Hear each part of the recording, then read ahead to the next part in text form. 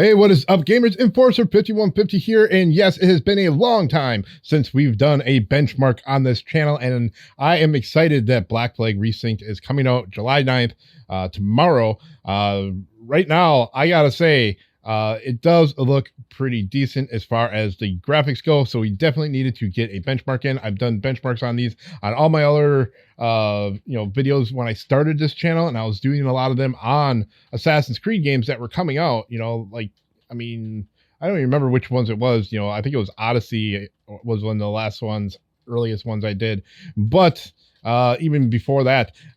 Anyway, we're going to go ahead and just run through these benchmarks, and then I'm not going to do any commentary through the benchmarks. I'm just going to let you know the results at the end of each one. We can discuss a little bit in the comments and everything. So we're actually going to go ahead and start out with no ray tracing on the very first benchmark, and then I'm going to go ahead and put the standard ray tracing on, and then we will go to the maximum ray tracing, and then we will test those from there and down, bringing down the graphics from each one of those and see how those results turn out. So let's go ahead and get to it.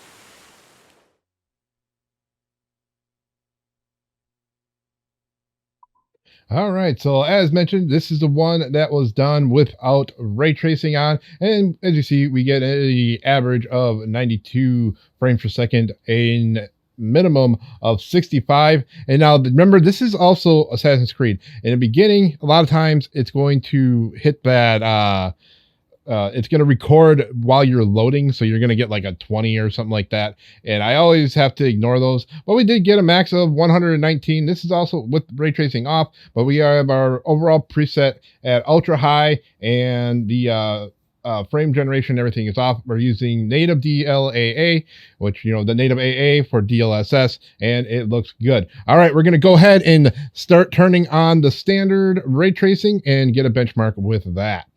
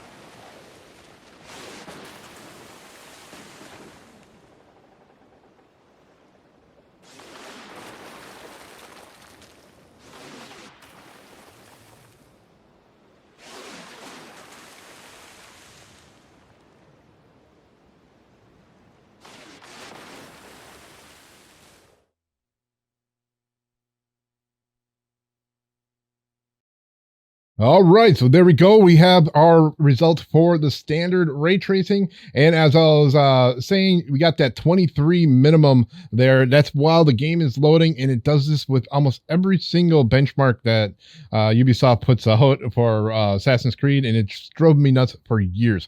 But anyway, we have an 83 average now and a 105 max, and our lowest 1% definitely dropped down to a 66, so we're losing about 10 frames per second as we go up to the standard. But then we're going to go ahead and hit up the full ray tracing, the enhanced of it all. But this is still running on everything maxed out, the ultra preset, and we have DLSS on DLAA, which is what we are mainly benchmarking today. So let's go ahead and move on to our maximum ray tracing.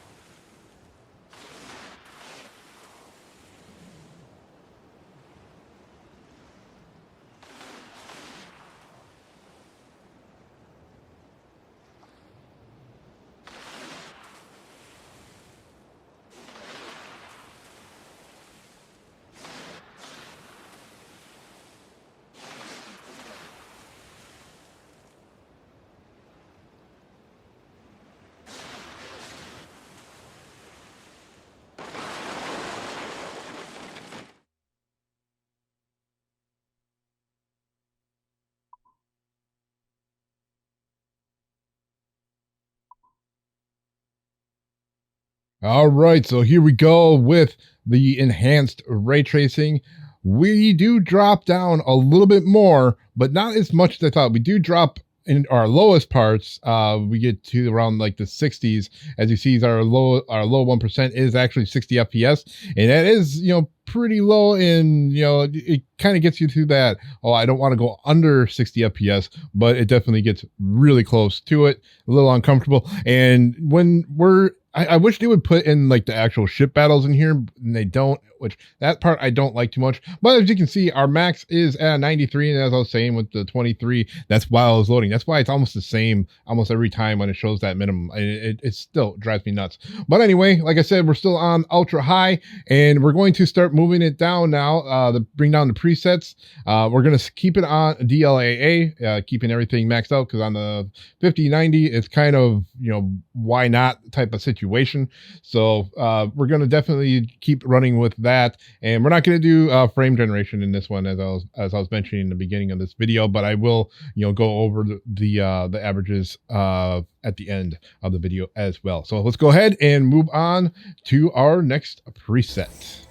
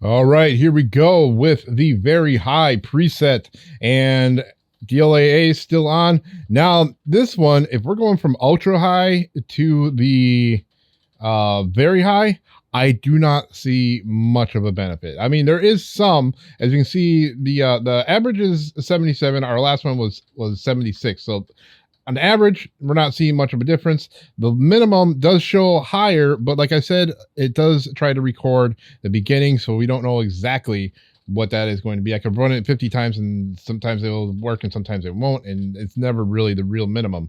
Now, if we look at our max, we do get 116, and that's where I say, maybe we'll get a little bit better there with our 1% lows. Being at 63, it's just a slight jump. But yeah, if I was going to choose between very high and ultra high, I would definitely just stick with the ultra and, keep everything maxed out, and, you get the full benefit of that, especially with the 5090.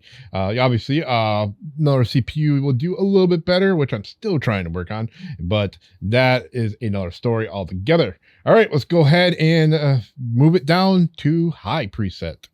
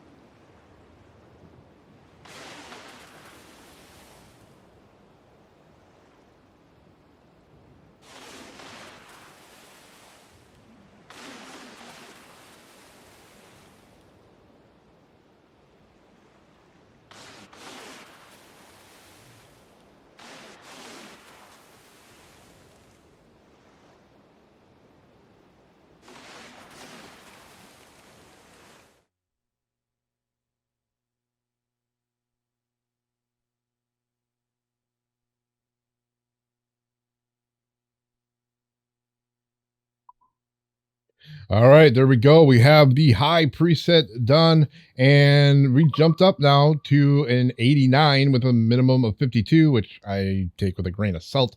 And then we have a 121. So it's kind of where we were without ray tracing and using ultra high settings. So we're getting a lot better. Our lowest 1% is at 73, definitely looking good there. And like I said, everything is on DLAA, and it's not bad at all. It's definitely playable. Like, each one of these are definitely playable rates. Like I said earlier, I would like to see more of the ship battle in the actual benchmarking that they're doing. So that part kind of sucks. But all right, we're going to go ahead and move down to the next preset, which I believe is medium.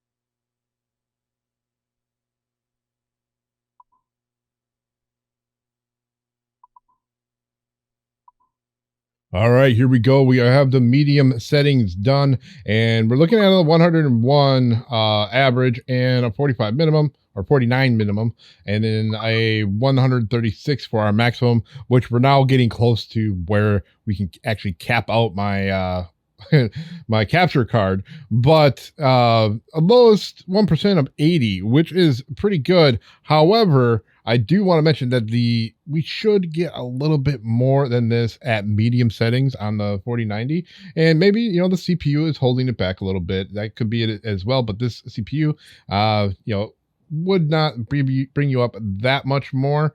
But or a different CPU, I should say, wouldn't bring you up that much more. But I do think that it could be a little bit better. And as you can see in the video part of it, that things in the background are starting to be a lot more aliased and looking a little bit gritty in the background, like clouds are kind of gone now, and anything in the distance is, kind of getting more muffled. So it'd be better to actually use the DLSS off of DLAA and, go down to like quality or lower, which we may do some of that testing here later as well. I don't know which cards I'm going to do. I may be doing the 4080 and everything, but we're going to go ahead and do one more. I think low is going to be our last one we'll do on the 5090. I think going to the lowest is just kind of redundant, but who knows what we'll do when we do a gameplay video as we're seeing how things work in a live atmosphere instead of just the benchmarking. So let's go ahead and get to the low benchmark.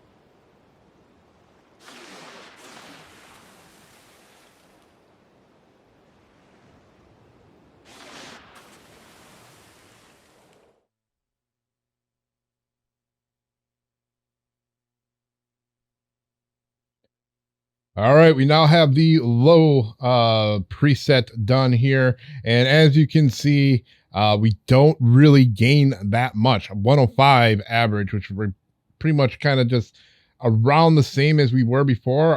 Our minimum is up a little bit and our max is up a little bit. The lowest 1% is around the same. But like I was saying before, we're kind of bottlenecking ourselves on the engine side. As you can see, though, when we bring down the preset from medium to low, we really don't see that much of an increase. In fact, on medium, we were getting a better max FPS, and we only gain a little bit on the average. And I tried this test a few times, and it was not going. So, maybe on lower end cards, it'll help us out a little bit more, and we'll be able to see more of a difference. But on a 5090, it really doesn't make too much sense anyway to be jumping all the way down to, low or ultra low. That's why this is the last one I kind of did, because it's, like I said, it's a little bit redundant. Well, let's go ahead and look at the final results and see what we got. All right, so here we go. We finally have our results, and we're looking at a 1% low of basically the 60s when we go with our ultra high and very high. Now, there's not much of a difference between those two. They're almost identical, so going between those two really isn't going to matter much. Now, if we go from the very high to high, we do see an increase, and we get a 73 on our 1% lows, which is really good. Now, we get the most of a jump when we go from high to medium, or if we want to go from ultra to medium. So I think that's more of a better go. If you really wanted to increase your FPS on the 5090, going to a medium would be better. But as I was saying before, my biggest concern is between the medium and low, which is giving you basically very little in between them. Now, you should be able to get more FPS in the medium, as I was saying.